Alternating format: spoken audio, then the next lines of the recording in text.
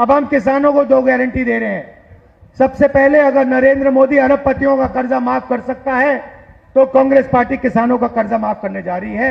India गठबंधन कांग्रेस के साथ कर्जा माफ करने जा रहा है। दूसरा फेज का जो चुनाव होने जा रहा है, फोटो लेते हुए एक बार राहुल गांधी जी को हाथ उठा करके आश्वस्त कीजिए कि भागलपुर, पूर्णिया, कटिहार, किशनगंज और बांका की सीट को आप लोग जिताइएगा।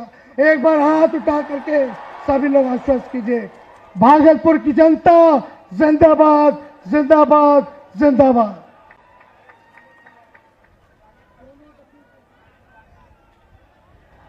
वीआईपी पार्टी के संस्थापक अध्यक्ष भाई मुकेश सहनी जी से मैं आग्रह करता हूं कि वो आके इस चुनावी सभा को संबोधित करें। आज 140 करोड़ युवा देश के नागरिक के लिए गांव में, धूप में, छांव में घूम घूम कर उसके अधिकार की बात करने वाले ऐसे नेता हमारे आदरणीय राहुल गांधी जी, बिहार में लाखों युवा को नौकरी देने वाले ऐसे छोटे भाई तेजस्वी प्रसाद यादव जी, तारिक अनवर साहब, हमारे कांग्रेस पार्टी के प्रदेश अध्यक्ष भाई अखिलेश जी, हमारे प्रत्याशी बीमा भारती जी और हमारे अजीत शर्मा जी जो भागलपुर के प्रत्याशी है बड़े भाई, आप सभी को शुभकामना देता हूं। और बड़े संख्या में यहाँ उपस्थित हमारे नौजवान साथी सभी को सनप मल्ला मुकेश सहनी की ओर से नमस्कार, प्रणाम। साथियों, ये सिर्फ चुनाव नहीं है, ये चुनाव जो है ये आजादी की लड़ाई है। जैसे आपके पूर्वज, हमारे पूर्वज ने इस देश को आजादी दिलाने के लिए संघर्ष किया, लड़ाई लड़ा, उसी तरीके से ये देश में ये जो चुनाव है ये आजादी दिलाने की चुनाव है। साथियों, ये चुनाव इसलिए आजादी दिलाने की है क्योंकि हमारे बाबा साहब भीमराव अंबेडकर ने जो हमें संविधान बना के दिया, जिसके कारण गरीब, पिछड़ा, दलित सभी लोगों को अधिकार मिला।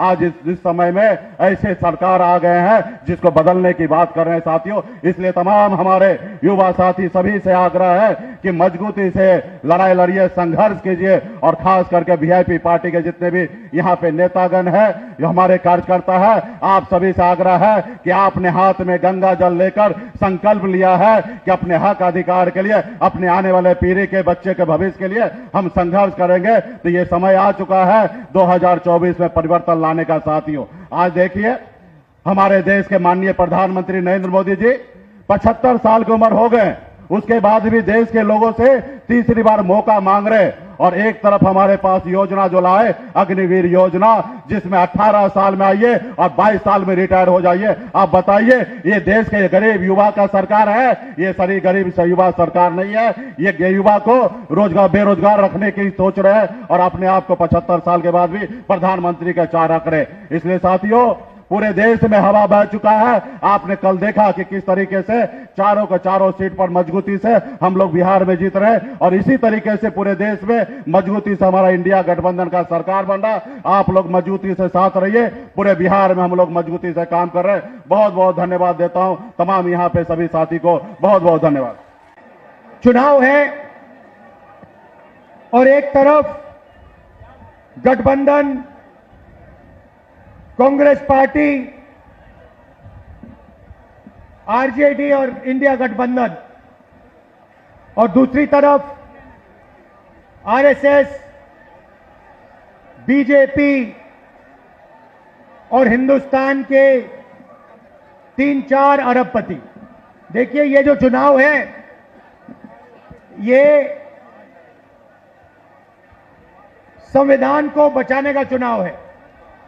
आरएसएस के लोग, बीजेपी के लोग संविधान को खत्म करने की कोशिश कर रहे हैं, लोकतंत्र को खत्म करने की कोशिश कर रहे हैं, और इंडिया गठबंधन लोकतंत्र को और संविधान को बचाने की कोशिश कर रहा है। आज तक हिंदुस्तान के गरीब लोगों को जो मिला है, दलितों को, पिछड़ों को, आदिवासियों को जो मिला है वो संविधान से मिला है। अगर संविधान खत्म हो जाएगा तो जो भी प्रगति हुई है, गरीबों के लिए जो भी किया गया है, वो सब बंद हो जाएगा। मैं आपको 2-3 उदाहरण देना चाहता हूं, 2-3 आंकड़े देना चाहता हूं। आज हिंदुस्तान में 22 ऐसे लोग हैं जिनके पास उतना ही धन है जितना 70 करोड़ हिंदुस्तानियों के पास है। आप सोचिए, एक तरफ 22 लोग, दूसरी तरफ 70 करोड़ लोग। हिंदुस्तान, नरेंद्र मोदी के हिंदुस्तान में 70 करोड़ लोग हिंदुस्तान में ऐसे हैं जिनकी आमदनी 100 रुपए से कम है। एक तरफ अंबानी, अदानी, देश का पूरा धन उनको दिया जाता है और दूसरी तरफ देश के गरीब लोग, किसान, मजदूर, छोटे व्यापारी। और ये 10 साल से नरेंद्र मोदी जी कर रहे हैं। कभी आपका ध्यान इधर ले जाएंगे, कभी आपका ध्यान उधर ले जाएंगे, और जब आप इधर उधर देखोगे, नरेंद्र मोदी हिंदुस्तान का धन वही 5, 10, 15 लोगों को पकड़ाते जाते हैं। नाम आपने सुने, अदानी, अंबानी। अदानी जी को देखिए, हिंदुस्तान के सब एयरपोर्ट, सब पोर्ट, पावर, बिजली, खदाने, solar power, wind power, defence, सारा का सारा नरेंद्र मोदी जी ने अदानी जी को पकड़ा दिया है। तो अब सवाल उठता है, हमारा गठबंधन क्या करने जा रहा है?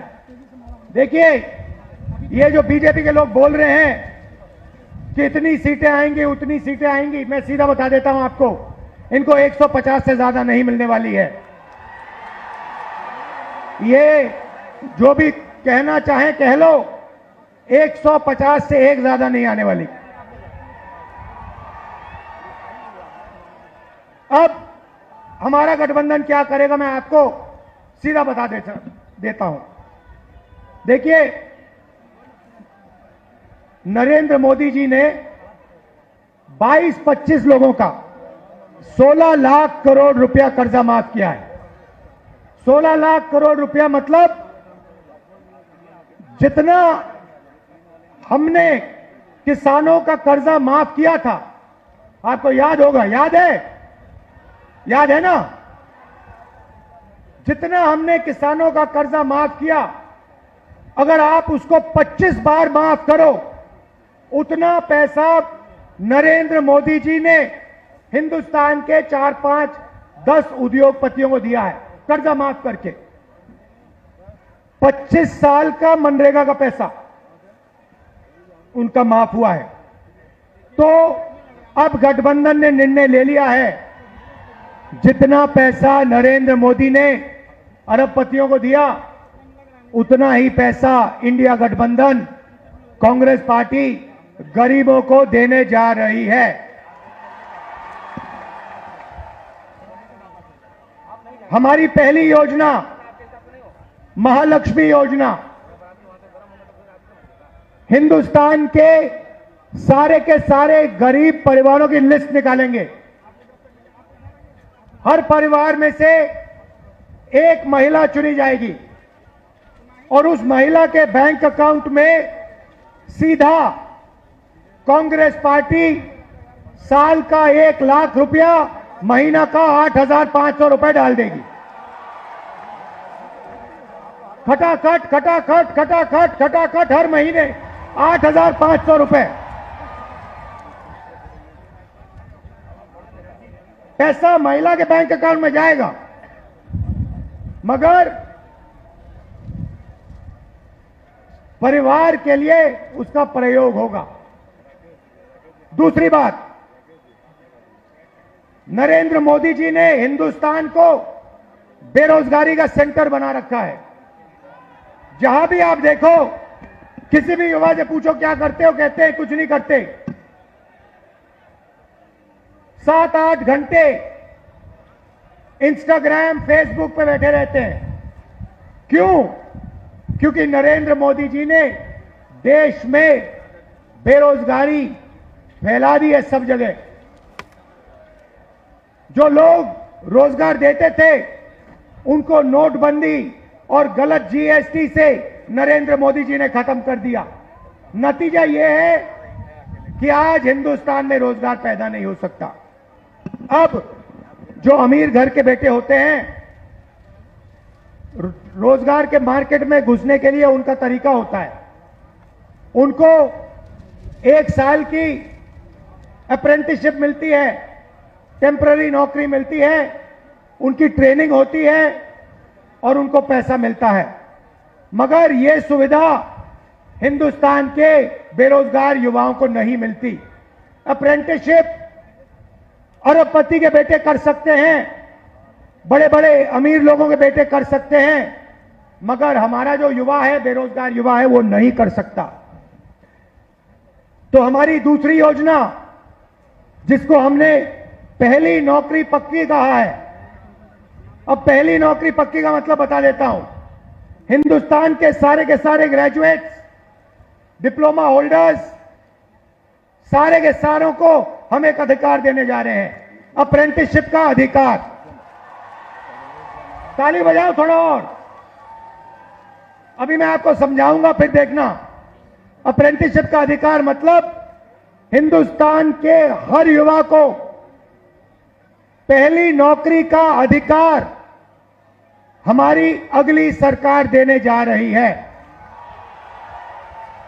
जैसे मनरेगा में रोजगार का अधिकार दिया, वैसे ही हम ग्रेजुएट्स को पहली नौकरी का अधिकार देंगे।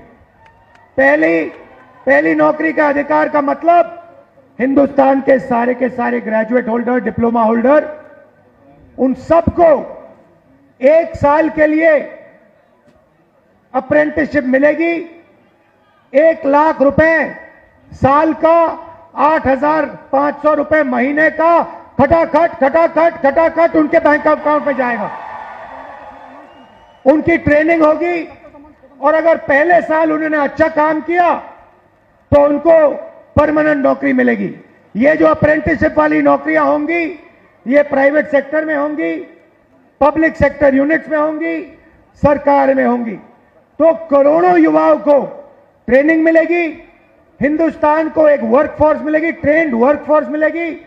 और हमारे जो युवा हैं, जो आज सड़कों पे घूम रहे हैं, इंस्टाग्राम, फेसबुक देख रहे हैं, उनके बैंक अकाउंट में साल का 1 लाख रुपया, 8,500 रुपए महीने का ठकाठक हमारी सरकार डालेगी।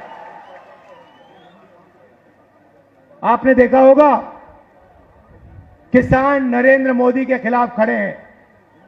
वो गलत कानून लाए, किसानों के खिलाफ काले कानून लाए, किसान खड़े हुए, इंडिया गठबंधन वाली पार्टी खड़ी हुई और नरेंद्र मोदी को वो कानून रद्द करने पड़े।